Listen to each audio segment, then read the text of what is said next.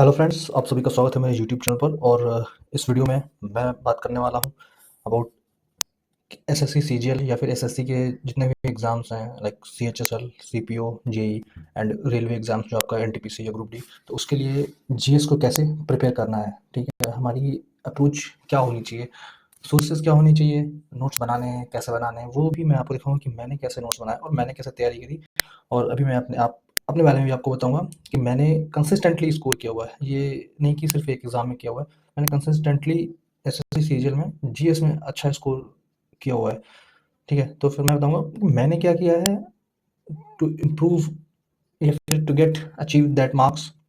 उन मार्क्स के लिए कौन कौन से सोर्सेज मैंने यूज़ करे हैं, क्या अप्रोच रही है मेरी, वो सारा कुछ इस वीडियो में मैं डिस्कस करने वाला हूँ आपसे। तो सबसे पहले मैं नोट आपको एक दे दूँ, ठीक है, वार्निंग समझ लो या नोट समझ लो। सपोज आप कोई कोर्स लिए हो या फिर आप कोई बुक फॉलो कर रहे हो पहले से, ठीक है, आप अपना, और मैंने यहाँ पे कुछ और बता दिया तो आप वो छोड़ करके इस पे करने लग गए या आप कंफ्यूज हो गए कि वो कुछ भी नहीं करना है। Stick to your own strategy, ठीक है। आपको सही लगती है तो आप उसमें थोड़ा बहुत चेंजेस ला सकते हैं या फिर देख सकते हैं कि हाँ, मैं यहाँ पे थोड़ा गलत जा रहा हूँ या फिर इससे मुझे थोड़ा ज़्यादा फ़ायदा मिलेगा, तो वो आप अपने अकॉर्डिंग कर लें। बट मेरा मानना है कि उसको बिल्कुल छोड़ करके, या मैं अभी कोई बुक बता दूँ तो जो आप सपोज़ आप कोई बुक पढ़ रहे हैं या आप किसी टीचर से पढ़ रहे हो, वो छोड़ करके आप वो बुक ले आओ या फिर उसको करें, तो वो बेनिफिशियल नहीं होगा और वो मैं एडवाइस भी नहीं करने वाला हूँ आपको। आपका जो भी रिसोर्सेज हैं, आपके जो सोर्सेज हैं, जो कुछ भी है, जहाँ से भी आप पढ़ रहे हो उस पे वही फॉलो करते रहो। और अगर आपको लगता है यहाँ पे ठीक है, तो फिर थोड़े बहुत चेंजेस कर सकते हो आप। तो और आप यहाँ से देख सकते हो कि ट्रैक कर सकते हो अपनी प्रिपरेशन को, ठीक है, मैंने क्या किया है, तो उसी हिसाब से आप अकॉर्डिंगली कर सकते हो मैनेज। तो इस वीडियो में शुरू करते हैं हम इस वीडियो को कि जीएस को कैसे हैंडल करना है in for SSC exams and railway, mainly for SSC exams और रेलवे एज वेल। तो सबसे पहले मैं अपने बारे में बताऊँ तो फिर I have scored 38 out of 50 in this CGL 2025 tier 1 and I have selected through SSC CGL 2022। उसमें भी मेरा जो प्री का स्कोर था वो 37.5 था आउट ऑफ 50। मेंस में मेरा 47 था आउट ऑफ 75। देन 2023 में भी मेरा स्कोर प्री में 30 प्लस था, 32 या 33 था, और मेंस जो हुआ था उसमें मेरा 51 स्कोर था। एंड लास्ट ईयर जो सीजीएल 24 हुआ था उसमें मेरा प्री में था 30 स्कोर। मैंने 15 क्वेश्चंस अटेम्प्ट करे थे 100% एक्यूरेसी के साथ, जो कि बहुत ही रेयर होता है, ओके। और मेंस में भी मेरा स्कोर 48 था। एंड इस बार मेरा स्कोर 38 है। I have attempted 19 questions with 100% accuracy, और एक क्वेश्चन 2 मार्क्स का, तो 38 मार्क्स हो गए। तो ठीक है, ये तो रहा मेरे बारे में। नाउ अब हम बात करते हैं, ये आप देख रहे हैं बड़ा सा क्रीचर, अगर मैं आपको कहूँ कि इसको एक बारी में खाना है आप, तो आपका रिस्पॉन्स क्या होगा, या आप खा पाएंगे? Is it possible? Of course not, ठीक है। बट क्या हम इसको खा ही नहीं सकते? बट ऐसा नहीं होगा, ठीक है। तो इसको हम क्या करेंगे, पार्ट्स में ब्रेक करेंगे। थोड़ा हमने इधर का कट कर लिया, इधर का कट कर लिया, और धीरे धीरे थोड़ा पार्ट्स में कट करके then it is manageable, okay. हम इसको हैंडल कर सकते हैं। बट अगर मैं एक बार में कह दूँ तो आप की बस की नहीं है, किसी की भी बस की नहीं है, ठीक है। तो स्मार्ट स्ट्रेटजी कैसे करनी है, वो कैसे, क्या, वो सारा कुछ हम देखेंगे। तो सबसे पहले हम जीएस का अगर मैं बात करूँ तो GS as you know 50 marks की आती है टियर 1 में एंड 75 मार्क्स टियर 2। जब से ये नया पैटर्न आया है ना, जब से मेंस में इन्होंने जीएस को इंट्रोड्यूस किया हुआ है, तब से आप जीएस को इग्नोर तो नहीं कर सकते हो। नॉट ओनली इग्नोर, आप उसको नेग्लेक्ट भी नहीं कर सकते हो। 10-15 नंबर अगर आप ला रहे हो तो उससे काम चलने वाला नहीं है, ठीक है। आप भूल जाओ, सॉरी टू से, बट जॉब लेना बहुत मुश्किल है अगर आप 10-15 या 15-20 से ऊपर नहीं बढ़ पा रहे हो। क्योंकि 75 मार्क्स का जो जीएस है आपका, 90 का आपका मैथ्स है, 90 का रीजनिंग, 135 इंग्लिश और 75 आपका जीएस है। इसको आप नेग्लेक्ट नहीं कर सकते, इसको आपको बढ़िया एटलीस्ट 45 प्लस तो आपको करना ही है इसमें, ठीक है। तब आप एक अच्छी 4600 ग्रेड पे के लिए आप सोच सकते हो। क्योंकि मैथ्स और रीजनिंग में दिक्कत ये है कि यहाँ पे सारे ही स्कोर 84 प्लस 81 प्लस वाले बहुत मिल जाएंगे आपको, और वही हाल इंग्लिश में भी आपको 130 120 प्लस वाले बहुत मिल जाएंगे 135 में से। इनफैक्ट 135 मेरे खुद के 131 आए थे, ठीक है। तो इसमें स्कोर करने वाले आपको काफ़ी सारे बच्चे मिल जाएंगे। तो जो लीड आप ले सकते हो वो जीएस में ले सकते हो। अगर आपने जीएस में कमांड कर ली, अच्छा स्कोर कर लिया, तो वहाँ पे आपको बहुत ज़्यादा एज मिल जाती है अपने अदर फेलो एस्पिरेंट्स के मुकाबले में, ठीक है। तो अगर मैं बात करूँ जीएस का जो सब्जेक्ट ब्रेक डाउन करूँ तो हिस्ट्री है mainly, geography, polity, economy, bio chemistry, physics, strategy के एंड करंट अफेयर्स, यहाँ से क्वेश्चंस बनते हैं और एक दो मिसलेनियस होते हैं, ठीक है। तो सब्जेक्ट वाइज भी बात करूंगा मैं और उनके सोर्सेज की बात करूंगा कि what sources I have followed. Okay, तो सबसे पहले मैं बात करता हूँ हिस्ट्री की।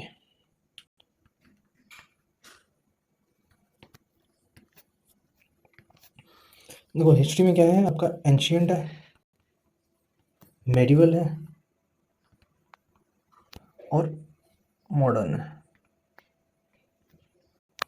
जीएस का सिलेबस काफ़ी वास्ट है और ये तो रियलिटी है कि जीएस में आप जितना टाइम देंगे ना, चार सब्जेक्ट जितने भी जो चार सब्जेक्ट्स हैं आपके, उसमें जो सबसे ज़्यादा टाइम और लो फ्रूट्स मतलब लो आउटकम देने वाला है वो जीएस ही है। बट आप उसको नेग्लेक्ट नहीं कर सकते, करना ही है, अदरवाइज बाकी कर रहे हैं, ठीक है, तो वो जॉब लेकर के चले जाएंगे। तो एंशियंट में आप कौन सी बुक फॉलो करते हैं? देखो यहाँ से क्वेश्चन आपका कहाँ से बनता है, एक तो इंडस वैली सिविलाइजेशन से बनता है, ठीक है, फिर बुद्धिज्म और जैनिज्म,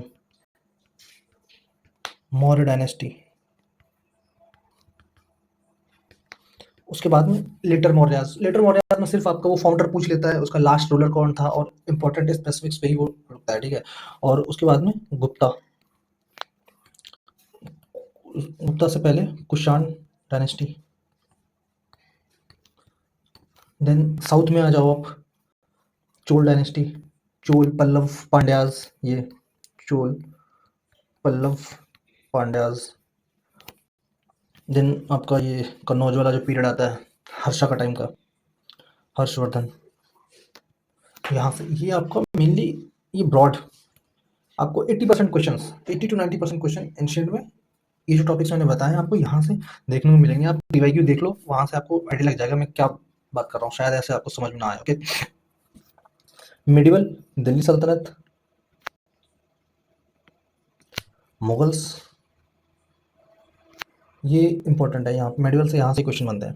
बाकी कभी कभार उससे पूछ लेता है आपका, मराठा वगैरह से पूछ लेता है, लेकिन जो मैं 80% की बात कर रहा हूँ, ठीक है, वो इन टॉपिक से ही बनते हैं। मॉडर्न में आपकी जो इम्पोर्टेंट पर्सनालिटीज़ थी, जैसे गांधी जी हो गया, सुभाष चंद्र बोस हो गया, उन्होंने उनके जो लिटरेरी वर्क्स हैं, उन्होंने कोई सोसाइटी बनाई, उससे रिलेटेड सोशियो रिलीजियस मूवमेंट किसने कौन से ईयर में स्टार्ट किया, कहाँ पे स्टार्ट किया, सपोज आपको दे देगा सत्यशोधक समाज किसने शुरू किया था, फाउंड किया था, ठीक है, कोई ईस्ट इंडिया एसोसिएशन वो किसने बनाया, ऐसा करके। तो सोशल रिफॉर्म मूवमेंट्स हो गया आपका। फिर फ्रीडम स्ट्रगल, फ्रीडम स्ट्रगल आपका जैसे बाइकॉट हो गया, बाइकॉट मूवमेंट हो गया, नॉन कोऑपरेशन मूवमेंट हो गया, सिविल डिसोबीडियंस मूवमेंट हो गया, क्रिप्स मिशन वगैरह हो गया, क्विट इंडिया मूवमेंट हो गया, ठीक है। यहाँ से इनके जो इंपॉर्टेंट लीडर्स रहे हैं, जो भी इंपॉर्टेंट इवेंट्स हुए हैं इनके दौरान, वो आपसे पूछता है। ओके, तो ये हिस्ट्री का मैंने बताया कि यहाँ से आपके ज़्यादातर क्वेश्चन जो 80% क्वेश्चन है वो इन टॉपिक से आपके बनते हैं। फिर इसमें आपको government of India act, constitutional जो कॉन्स्टिट्यूशनल डेवलपमेंट्स हुआ है वो, specially 1909, 1919 government of India act, 1935 government of India act, ठीक है, ये इनसे क्वेश्चंस बनते हैं। फिर आपका 1857 का रिवॉल्ट हो गया, battle of Plassey, battle of Buxar, जब जो ब्रिटिश थे वो इस्टेब्लिश हो रहे थे, अपने पाँव जमा रहे थे, वो जो उस टाइम का पीरियड है, ठीक है, वहाँ से क्वेश्चन आपके देखने को मिल जाएंगे। ये काफ़ी इंपॉर्टेंट है। Socio religious reform movements, freedom struggle आपका इंपॉर्टेंट है। देन यहाँ से पूछ लेगा, लीडर्स पूछ लेता है आपका, नॉन कोऑपरेशन मूवमेंट में कौन कौन से लीडर ने पार्टिसिपेट करा, कहाँ कहाँ पे पार्टिसिपेट करा, सिविल डिसोबीडियंस का पूछ लेंगे आपका। देन आपका स्वदेशी मूवमेंट जो 1905 में हुआ था, पार्टीशन ऑफ बंगाल के रिस्पॉन्स में। फिर क्विट इंडिया मूवमेंट, उससे पूछ लेता है आपका। फीमेल पर्सनैलिटीज़ के बारे में पूछता है। देन 1857 में मेनली जो पूछता है वो पूछता है कि किस जो रिवोल्ट है उसका लीडर कौन था, रीजनल लीडर, उनके बारे में पूछ लेता है। गवर्नमेंट ऑफ इंडिया एक्ट्स के इंपॉर्टेंट फीचर्स पूछ लेता है, 1919। देन 1909 साइमन कमीशन पूछता है, साइमन कमीशन।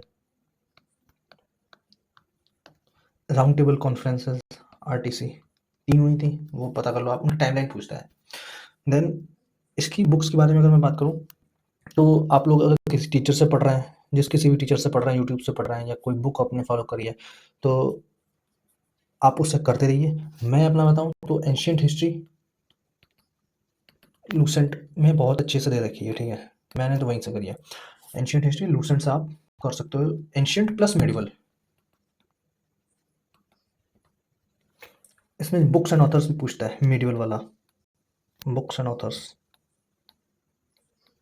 ओके, तो यहाँ से आप लूसेंट से कर सकते हो। मॉडर्न हिस्ट्री आप ऑनलाइन देख सकते हो, अगर आपने कोचिंग नहीं ली हुई है तो आप किसी यूट्यूब चैनल से देख सकते हो। मैंने क्या किया था, जो स्पेक्ट्रम वाली जो बुक आती है उसको डाउनलोड कर लिया था, ठीक है, और उसके जो लास्ट में पेजेस दे रखे हैं उसमें आपको सोशल रिलीजियस रिफॉर्म मूवमेंट्स, उनके लीडर्स, आपको सिविल और जो ट्राइबल अपराइजिंग्स हुई थी उनके लीडर्स कहाँ पर हुए थे, किस ईयर में हुए थे, कांग्रेस के जो सेशंस हुए हैं वो सारे वो टेबल फॉर्मेट में दे रखे हैं। तो उनको आप 2-3 बार मैंने पढ़ लिया और फिर उनको मैंने अपने नोट्स में डाल लिया, ठीक है, अपने नोट्स बना लिए उनसे, और फिर मैंने वो अपने नोट्स से ही मैं रिवाइज करता था जब भी करता था। और अभी मैं दिखाऊंगा आपको कि मैंने नोट्स कैसे बनाए हैं। मैं सपोज मैं आपको इस मैंने स्पेक्ट्रम बता दिया आपको, तो वो काफ़ी मोटी बुक है, अब उसको पढ़ने मत बैठ जाना पूरी बुक, ठीक है, पागल हो जाओगे।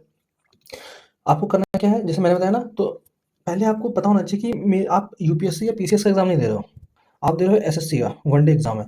और उसमें स्पेसिफिक वो सिलेबस जो पूछता है प्रीवियस ईयर क्वेश्चन से आपको पता लग जाएगा कि कहाँ से क्वेश्चंस बनते हैं, किस टॉपिक से बनते हैं, मुझे क्या पढ़ना है। ठीक है, आपको इतना डिटेल में नहीं पढ़ना है, बट आपको फैक्ट सारे पता होने चाहिए, क्योंकि वनडे एग्जाम्स में फैक्ट्स पे ज़्यादा वो खेलता है, ठीक है। तो मैंने जो इसमें मैंने बताया ना, स्पेक्ट्रम की बुक ली मैंने, पीडीएफ डाउनलोड करी, और उसके पीछे क्या वो सारे जो टेबल्स और फैक्ट्स जो दे रखे थे वो मैंने एक दो बारी पढ़े और उनको अपनी नोट्स में डाल लिया। और एंशियंट प्लस मिडविल के लिए मैंने लूसेंट पढ़ी, जो कुछ मैंने ऑनलाइन भी जैसे मैं मॉक टेस्ट देता था, तो वहाँ से सपोज कुछ कोई ऐसा क्वेश्चन है जो लूसेंट में नहीं दिया हुआ है, ठीक है, एनसीईआरटी मेडिवल से लूसेंट में नहीं है, तो फिर मैं उसको ऑनलाइन सर्च करता था, वहाँ से नोट्स उठाए अपने कॉपी में, उनको ऐड कर लिया, ऐसे करता था। तो अगर आप किसी टीचर से कर रहे हो तो उससे करते रहो, और कोई बुक अगर आप फॉलो कर रहे हो इट्स गुड। ये मैंने फॉलो करा था, ये मेरा हिस्ट्री का सोर्सेज थे। देन अब हम बात करेंगे ज्योग्राफी की।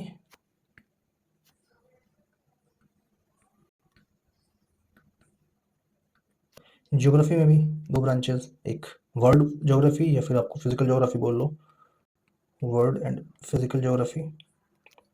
Second Indian geography.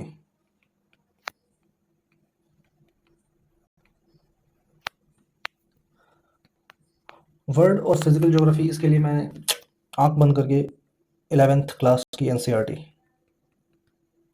इससे अच्छी बुक कोई नहीं है फॉर फिजिकल ज्योग्राफी। और बहुत मोटी नहीं है, पतली सी बुक है, आप 2-3 बार पढ़ लो, उसके नोट्स बना लो, हैंड रिटन नोट्स, अपने खुद के नोट्स बना लो, ठीक है, बार बार बुक पढ़ने की जरूरत नहीं है, एक दो दो रीडिंग दो आप, ठीक है। और फिर उसके बाद में देखो, नोट्स में ऐसा नहीं करना कि आपने वही की किताब जो है वो दोबारा रिप्रोड्यूस कर दी, ठीक है। आपने कोई चैप्टर पढ़ा तो उसमें कुछ जो कॉन्सेप्ट होंगे वो आपको समझ आ जाएंगे, कुछ होंगे जो नहीं आएंगे, जो आपको नहीं आ रहे हैं वो अपने नोट्स में डालो, बाकी आपके माइंड में है, जो चीज़ समझ में आ गई वो तो माइंड में है आपके, ठीक है। सपोज एबीसीडी लिख रहे हो आप, मेरा क्या तरीका है, मैं ए लिखा, मैंने बी में भूल गया तो फिर मैं सी लिखूंगा, और बी लिख दिया मैंने, देन उसके बाद मुझे पता है कि ये मैं भूल रहा हूँ, ठीक है, तो वो चीज़ मैं अपने नोट्स में डाल दूंगा। जो चीज़ मुझे आती है उसके बाद की वो मैं क्यों डालूंगा, क्यों अपना टाइम खराब करूँ, क्योंकि मुझे लास्ट टाइम में रिवाइज करना है, तो रिवीजन में जितना कम से कम होगा कंटेंट वो बेनिफिशियल रहेगा मेरे लिए, ठीक है, उसको मैं कम टाइम में रिवाइज कर पाऊंगा, सो दैट मैं एग्जाम में जाके उस चीज़ को रिप्रोड्यूस भी तो करना है आपका। आप पता चला आपने पूरी किताब छाप ली नोट्स के नाम पे, फिर आप उसको रिवाइज ही नहीं कर पाओगे, तो फ़र्क ही क्या रहा, फिर आप इससे अच्छा है कि बुक से पढ़ लो, ठीक है। तो ये चीज़ है, नोट्स बनाते हुए ये चीज़ आप ध्यान रखना। और मैं अभी आपको नोट्स अपने दिखाऊंगा कि मैंने कैसे बनाए थे। तो 11th क्लास की फिजिकल ज्योग्राफी की एनसीईआरटी है, और 11th क्लास की इंडियन ज्योग्राफी भी है, ठीक है, वो भी अच्छी किताब है। मेरे सोर्सेज ज्योग्राफी के बस यही है, ना कुछ ज़्यादा इससे ना कुछ कम, और इससे बार पूछेगा भी नहीं, ठीक है। एसएससी की इतनी औकात नहीं है, इवन यूपीएससी भी आप देखो वहाँ से क्वेश्चन मिल जाते हैं, तो एसएससी तो इससे बाहर जाने वाला है नहीं, और अभी तक तो नहीं गया फिलहाल। बाकी आपकी मर्जी है, जैसा कि मैंने बताया ये मेरे सोर्सेज थे और मैंने इनसे स्कोर भी अच्छा किया है, तो आप उस हिसाब से देख सकते हो। इंडियन ज्योग्राफी का क्या था, जो इम्पोर्टेंट है आपका रिवर्स है, ठीक है, mountains, peaks, passes, south India की hills, Western Ghats, Eastern Ghats हो गए जो यहाँ पे हिल्स हैं आपकी, ठीक है, पेनिनसुलर हिल्स हो गए, साउथ इंडिया के हिल्स हो गए, पासेस हो गए आपके, माउंटेन पीक्स हो गए, रिवर्स हो गई, एंड देन उसके बाद में नेशनल पार्क हो गया आपका, ये सारा कुछ मेनली यहीं से क्वेश्चंस बनता है। देन सॉयल, वेजिटेशन पे बन जाएगा क्वेश्चन, ये सारा कुछ आपको एनसीईआरटी में मिल जाएगा। तो ज्योग्राफी के लिए कुछ नहीं करना है, 11th क्लास की और 12th क्लास की एनसीईआरटी आप फॉलो कर लो आराम से। बस 4 किताबें पतली-पतली सी हैं, आप वहाँ से अच्छे से कर सकते हो। उसके अलावा कुछ और पढ़ने की ज़रूरत नहीं है। Now come to the polity. Polity में जो मोस्ट इम्पोर्टेंट है वो है articles, amendment acts, schedule,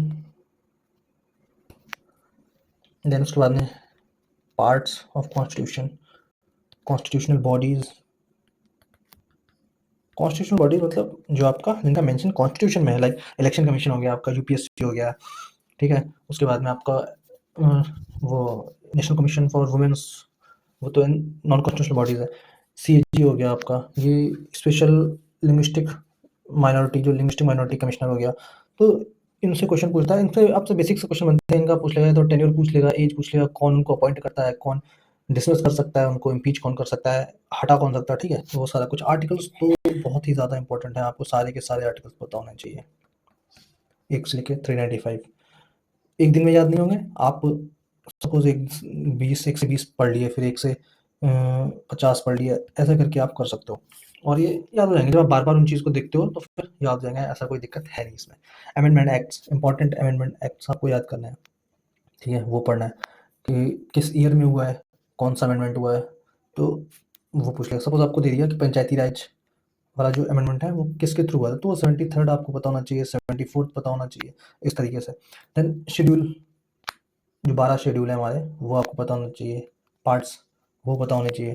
constitutional bodies मैंने बात करी, नॉन कॉन्स्टिट्यूशनल बॉडीज़ कौन-कौन सी हैं, उनके चेयरमैन को कौन अपॉइंट करता है, उनके मेंबर्स कितने होते हैं उसमें, उस बॉडी में, मतलब कितने मेंबर्स होते हैं, उनका टेन्योर क्या होता है, ये बेसिक चीज़ें आपको पता होनी चाहिए। पंचायती राज, ये पता होना चाहिए आपको इसके बारे में, ये इंपॉर्टेंट है।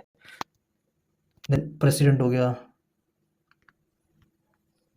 Vice president, governor, supreme court, high court, parliament,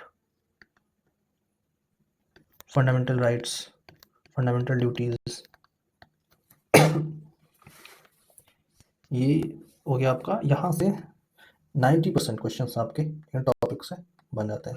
देखो, आप हो सकता है कोई बोले कि यार ये तो बहुत ज़्यादा लेंदी है, बहुत ज़्यादा है, तो भाई आलसी लोगों के लिए मेरे पास कोई दवाई नहीं है। मैंने ये रास्ता अपनाया है, मैंने खुद लंबा रास्ता लिया हुआ है और मैंने स्कोर करा हुआ है, इससे कंसिस्टेंटली करा हुआ है स्कोर। तो भाई जो भी शॉर्टकट वाले हैं वो प्लीज़ चले जाएँ यहाँ से, उनके लिए ये वीडियो नहीं है, ठीक है? आप किसी और टीचर के पास चले जाओ, किसी कोई और स्ट्रेटजी वीडियो देख लो जा करके, जो आपको बता दे कि हाँ 20 पन्ने पढ़ लो और आ जाएँगे, तो फिर ऑल द बेस्ट। और क्या ही बोलूँ मैं, आलसी लोगों के लिए ये वीडियो नहीं है। तो हमने बात कर ली हिस्ट्री, ज्योग्राफी, पॉलिटी, ठीक है? देन आते हैं इकोनॉमी। इकोनॉमी में जो सबसे इम्पोर्टेंट है वो आपका है नेशनल इनकम, जीडीपी, बजट, उसके कंपोनेंट्स, ठीक है? बजट हो गया, उसके कंपोनेंट्स, कैपिटल एक्सपेंडिचर क्या होता है, रेवेन्यू एक्सपेंडिचर क्या होता है, कैपिटल रिसीट क्या होती हैं, रेवेन्यू रिसीट क्या होती हैं, डेफिसिट क्या होता है, फिस्कल डेफिसिट पूछ लेगा आपसे, प्राइमरी डेफिसिट पूछ लेगा, रेवेन्यू डेफिसिट क्या होता है, ये types of deficit, national income पूछ लेगा, ठीक है? जीडीपी, इनसे क्वेश्चन मतलब बनते हैं। मोस्ट ऑफ द क्वेश्चन जो होते हैं इस सब्जेक्ट से वो यहीं से बनते हैं एसएससी में। 5 ईयर प्लान्स, फेवरेट टॉपिक, तो पढ़ना ही है आपको, ठीक है? 5 ईयर प्लान हो गया। देन माइक्रो में आपका डिमांड एंड सप्लाई से पूछता है, उनके जो कर्व्स बनते हैं, ग्राफ, उससे क्वेश्चन मेनली पूछता है। बाकी एक आध क्वेश्चन मिल जाएगा तो इससे होता नहीं, बट ये आपको अच्छे से करना है, ठीक है? इकोनॉमी में मनी एंड बैंकिंग में जो है आपका मनी से जो पूछता है, money supply, am not, M1, M2 क्या होता है, M3 क्या होता है, नैरो मनी क्या होता है, ब्रॉड मनी क्या होता है, ये आपको पता होना चाहिए। देन आरबीआई की मॉनेटरी पॉलिसी, उनके टर्म्स, सपोज सीआरआर पूछ लेगा, एसएलआर क्या होता है, सीआरआर क्या होता है, ठीक है? और आपका जो अदर टर्म्स होते हैं वो पूछता है, बैंक रेट, जो भी मतलब इससे मॉनेटरी पॉलिसी में जो टर्म्स आते हैं वो उनका पूछ लेगा आपसे, ठीक है? फिर आरबीआई के वगैरह में वो स्टैटिक आ जाता है आपका, बैंक वगैरह का वो पूछ लेता है, बट मोस्टली जो है मैं बात कर रहा हूँ, आपको पहले कौन सी चीज़ करनी है, ठीक है? फिर बाद में क्या करना है वो आपको प्रीवियस ईयर क्वेश्चन देखने से पता लगेगा। वो सब में नहीं पूछेगा, बट यहाँ से क्वेश्चन बल्क में बनते हैं और यहाँ से ज़्यादातर आपको क्वेश्चन यहीं से मिल जाएँगे। अगर आपने ये जो मैंने टॉपिक्स बताए हैं पीछे और ये मैं बता रहा हूँ, यहाँ से आप क्वेश्चंस करते हो तो अच्छे से आप पेपर को टैकल कर सकते हो। देखो 50 में 50 लाने का मेरे खुद के कभी नहीं आया जीएस में, तो फिर मैं वो बता भी नहीं सकता। अगर मेरे खुद के नहीं आया तो नहीं बता सकता मैं। मेरे जितने आए हैं मैं उतने का बता सकता हूँ, और वो किस तरीके से मैं लाया हूँ मैं वो बता रहा हूँ। मैंने ऐसा नहीं है कि एनसीईआरटी की अगर मैंने बताई तो फिर मैंने पेज टू पेज पढ़ ली है, स्पेक्ट्रम मैं बता रहा हूँ तो वो पेज टू पेज पढ़ ली मैंने, ऐसा नहीं है। ठीक है? इकोनॉमी आप अगर जो भी टीचर को आप किसी को फॉलो कर रहे हो देन उसे कर लो, अदरवाइज़ आप एनसीईआरटी पढ़ सकते हो। ठीक है? और जिसको बुक से नहीं पढ़ना है वो यूट्यूब से जाकर के वीडियो देख लें। वो आपके ऊपर है कैसे मैनेज करना है यार। आप 6-7 के बच्चे तो हो नहीं, वो मैंने बता दिया है आपको। बाकी आप यूट्यूब पर देख लो, या आप बहुत लोग तो कोर्स ले रखे होंगे, नहीं ले रखे हैं तो यूट्यूब से पढ़ रहे हो, कहीं न कहीं से तो पढ़ ही रहे होंगे ना। तो आपको इन टॉपिक्स को फ़ोकस्ड होकर के इन टॉपिक्स पर उस तरीके से अपना इम्प्रोवाइज़ करना है, ठीक है? देन हमने नॉन ह्यूमैनिटीज़ के सब्जेक्ट डिस्कस कर लिए, now we will discuss the science. TCS ने तो गदर ही मचा रखी थी, कुछ भी पूछ लेता था। बट एडुकेटी जो मैंने क्वेश्चन देखे हैं वो जनरल से क्वेश्चन है, अगर आप ठीक-ठाक बुक पढ़ लेते हो और किसी अच्छे से टीचर से पढ़ रहे हो देन आप अच्छा स्कोर कर पाओगे। यहाँ मतलब जो इससे क्वेश्चन निकलेंगे वो आप सॉल्व कर पाओगे। बायो के लिए अगर मैं बात करूँ तो क्लास 11th की एनसीईआरटी, उसमें भी जो आपका क्लासिफिकेशन वाला चैप्टर है, देन सेल वाला chapter, cell and cell division, ठीक है? फिर human anatomy,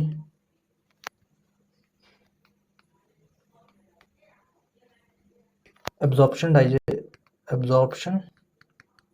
and digestion,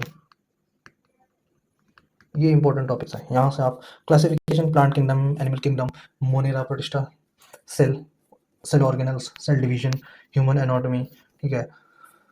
absorption and digestion and tissues, plant और एनिमल दोनों, ये आपको पढ़ना है यहाँ से। और बाकी का आपको पीवाईक्यूज, ठीक है? पीवाईक्यूज प्लस दिस, यहाँ से आपको सफाइज करना है। केमिस्ट्री में carbon and its compound, carbon and its compound, then inorganic chemistry. Inorganic में आपका जैसे जो हो गया फ्यूल वगैरह हो गया, हाइड्रोजन हो गया, ऑक्सीजन हो गया, ठीक है? या फिर फर्टिलाइजर वगैरह हो गया। एकदम जनरल से जो क्वेश्चंस होते हैं वो कभी-कभी पूछ लेता है, तो फिर उसके लिए ये करना है आपको। Then acid, base and salt, ये इंपॉर्टेंट है। टाइप्स ऑफ रिएक्शंस जो होती हैं, डिकम्पोजिशन रिएक्शन, न्यूट्रलाइजेशन रिएक्शन, वो आपको पता होना चाहिए।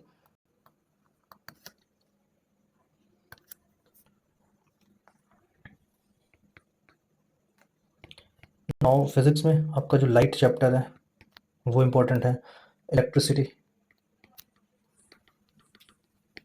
मैग्नेटिज्म, ये है इंपॉर्टेंट बट उतना नहीं है जितना ये दो चैप्टर है। मैकेनिक्स, और जो एडुकेटी है वो स्पेस वाला भी काफ़ी पूछ रहा है। जो भी स्टेनो का एग्जाम हुआ या फिर सीजीएल के जो एग्जाम है उसमें स्टेनो स्पेस से भी कुछ क्वेश्चन पूछ रहा है, तो आप वो भी देख सकते हो। ठीक है? तो इतना हो गया। अब इसके सोर्सेज की बात करूँगा केमिस्ट्री और फिजिक्स की, तो मैंने उसके लिए लूसेंट फॉलो करी। उसके अलावा आपको कुछ नहीं करना है। बायो में ये जो टॉपिक्स हैं ये आप एनसीईआरटी से कर सकते हो। बाकी जो हेल्थ एंड डिजीज़ वाला टॉपिक है वो आप लूसेंट से कर सकते हो, उसमें अच्छे से दिया हुआ है। ठीक है?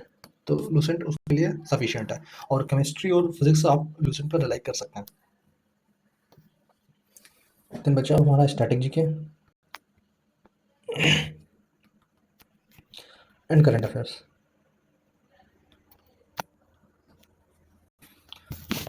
इसमें जो मेन टॉपिक हैं वो हैं डांस, म्यूज़िक, फेस्टिवल। देखो इसके लिए ना पीवाईक्यूज सफिशिएंट रहेंगे, ठीक है? और आप उनको चाहो तो थोड़ा डिटेल में जो हमारे क्लासिकल डांसर्स हैं उनको डिटेल में थोड़ा पढ़ सकते हो, ऑनलाइन पढ़ सकते हो, या फिर यूट्यूब पे जिससे मर्जी आप वो पढ़ लो। स्टार्टिंग में आप ज़्यादा माथापच्ची मत करो, बस ये टॉपिक पढ़ लो, पीवाईक्यू इनके कर लो, हो जाएगा इससे। ठीक है? देन करंट करंट पढ़ना कितना है, टीसीएस में तो अलग ही गदर था, वो कुछ भी पूछ लेता था। ठीक है? 2 साल का पूछ लिया, 2.5 साल का पूछ लिया, वो उसकी मर्जी की बात थी। बट जो एडुकेटी है वो अभी जितने स्टेनो का एग्जाम कराया है, सीजीएल का एग्जाम हुआ है, तो मेरे हिसाब से जो है वो 1.5 साल का करंट सफिशिएंट है। वैसे अगर आपकी किस्मत खराब हुई तो यार वो 2 साल का भी पूछ लेगा, 2.5 साल का भी पूछ लेगा, तो फिर उसके लिए कोई वो नहीं है। ठीक है? बट अगर आप 1 से 1.5 साल का कोई करंट अफेयर्स करके जाते हो तो वो सही है, मतलब अच्छा है। तो ज़्यादा चांसेस हैं कि आपको उसमें से क्वेश्चन देखने को मिल जाए। बट करंट अफेयर्स में कौन से इंपॉर्टेंट टॉपिक हैं वो मैं बता देता हूँ आपका। Government scheme, sports, space sector में कुछ भी हुआ है, इसरो ने कोई नया वो सैटेलाइट लॉन्च करा है, या फिर वर्ल्ड में नासा वगैरह ने या यूरोपियन स्पेस एजेंसी ने कुछ भी मतलब लॉन्च करा है, कोई न्यूज़ है, तो उससे क्वेश्चन पूछ रहा है ये एडुकेटी। गवर्नमेंट स्कीम्स, स्पोर्ट्स, देन उसके बाद में कोई गवर्नमेंट कुछ लॉन्च कर रही है, कहीं पर कुछ फर्स्ट हुआ है, या मतलब होता है ना पहला, यहाँ पे ऐसा इंडिया का पहला इथेनॉल पार्क लॉन्च कर दिया, या कुछ भी green hydrogen plant like that. तो वो आपको याद रखना है, वो नोट डाउन कर लो, उनको पढ़ना है। गवर्नमेंट स्कीम तो बहुत इंपॉर्टेंट है, आपको पता होनी चाहिए। जो हाल की पिछले 4-5 साल की जो स्कीम्स हैं वो तो पता होनी चाहिए आपको, ठीक है। वो पूछ रहा है, स्पोर्ट्स में हो गया, स्पेस हो गया, एंड अपॉइंटमेंट्स अवार्ड्स वगैरह हो गया। डिफेंस से रिलेटेड हमारी जो एक्सरसाइजेज होती रहती हैं उससे पूछता है। तो ये 4-5 ब्रॉड टॉपिक्स हैं करंट अफेयर्स में। वो आपके पहले आपको ये करना है, टाइम बचता है आपके पास, आपको और पढ़ने का मन है, देन आप कर सकते हो। Books and authors, books and authors इस बार इसने पूछा है, जो अभी हाल ही में एग्जाम हुआ है, उसमें से जो फेमस बुक्स हैं, ठीक है, भले ही वो पुरानी बुक्स हैं, बट जो फेमस बुक्स हैं, लाइक अरुंधति रॉय की काफ़ी बुक्स पूछी जाती हैं, शशि थरूर की बुक्स पूछी जाती हैं, ठीक है। देन विक्रम संपत, सलमान रुश्दी, इनकी बुक्स, अमीश त्रिपाठी, किरण देसाई, कौन सी बुक को जिन जिन बुक को बुकर प्राइज मिला हुआ है, ठीक है, वो भी पूछी गई। इवन मेरे एग्जाम में पूछा गया था एक बार, ये वाला जो अभी सीजल 2025 का हुआ था, तो आप वो कर सकते हो। तो इतना मैंने बता दिया, ये सब कुछ जो मैंने खुद फॉलो करा है, ठीक है, वो आपको बताया हुआ है मैंने। और आई होप ये वीडियो आपको पसंद आई होगी, कमेंट्स में ज़रूर बताइएगा। और अगर आपको ये हेल्प करता है जो, बट मैं फिर भी एक बात कहना चाहूँगा, अगर आप कुछ पहले से कोई कोर्स लिया हुआ है, किसी टीचर से पढ़ रहे हैं, आप कोई वीडियोज़ देख रहे हैं, उनको फॉलो कर रहे हैं, कोई बुक्स आप पढ़ रहे हैं, तो पूरा चेंज मत करना, ठीक है। आप इसमें से देख सकते हो कि जो मैंने इंपॉर्टेंट टॉपिक्स बताए, मैंने सोर्सेज़ भी बताया उनका, और आप वहाँ से उसको इम्प्रोवाइज़ कर सकते हो आप, ठीक है, थोड़े चेंजेस ला सकते हो आप, अपनी जो स्ट्रैटेजी आपकी रही होगी। बट और कुछ नहीं, इसीलिए मैंने एकदम सारे सोर्सेज़ वैसे करके नहीं बताया ना, मैंने बस अपना बताया कि मैंने ये फॉलो किया, ऐसे करके फॉलो किया, एंड बस यही है जो भी है। बाकी आप अपने हिसाब से ही करना, जो भी करना, और सभी सब्जेक्ट्स का भी आप अपने हिसाब से करोगे, ठीक है। आपकी स्ट्रैटेजी, आपका रूटीन आपका है, वो किसी और का, देखो सबकी सिचुएशन अलग-अलग होती है, ठीक है? तो उस हिसाब से आपको करना है।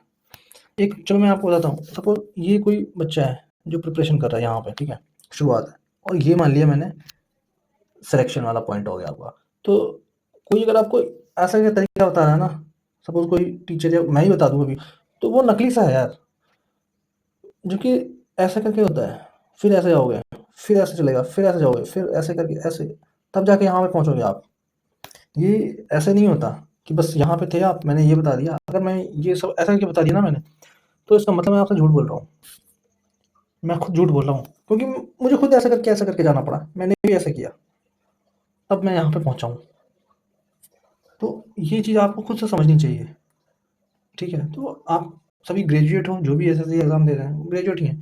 तो वो आपको अपने हिसाब से देखना है, और परफेक्ट चीज़ कुछ नहीं होती कि ये बता दिए, परफेक्ट बुक लिस्ट किस कोई टीचर आके बता देगा, या कोई टॉपर आके बता देगा। भाई टॉपर ने खुद धक्के खाए हुए हैं बहुत ज़्यादा, ठीक है? Exceptions are not the rule. हो सकता है कोई-कोई हो जो ऐसा करके हो, बट मैं तो नहीं हूँ उनमें से। मैं तो ऐसे वाला हूँ कि ऐसे गया, ऐसे करके फिर यहाँ पे पहुँचा हूँ मैं। तो वही मैंने बताया, जो मैंने फॉलो करा है, जो मैंने फेस किया है ना, वही मैंने आपको बताया हुआ है। मैं भी ऐसा करता था, किसी टॉपर का वीडियो देखा, उसने कुछ बता दिया, तो वही करने लग गया। बट वो नहीं करना है, आपको अपनी स्ट्रैटेजी, अपने उस पे स्टिक रहना है, उसको करना है। सो आई होप ये वीडियो आपके लिए हेल्पफुल रहेगी, और अगर आपको हेल्प करती है तो कमेंट्स में ज़रूर बताइएगा मुझे। And all the best for your exams, अच्छे से पढ़ते रहो। और एक बात मैं कहना चाहूँगा कि अगर आपको सक्सेस चाहिए ना, तो फिर शॉर्टकट्स ढूँढना बंद करो, जो लंबा रास्ता है उसको अपनाओ, सक्सेस आपको ज़रूर मिलेगी। Thank you so much for watching this video, all the best.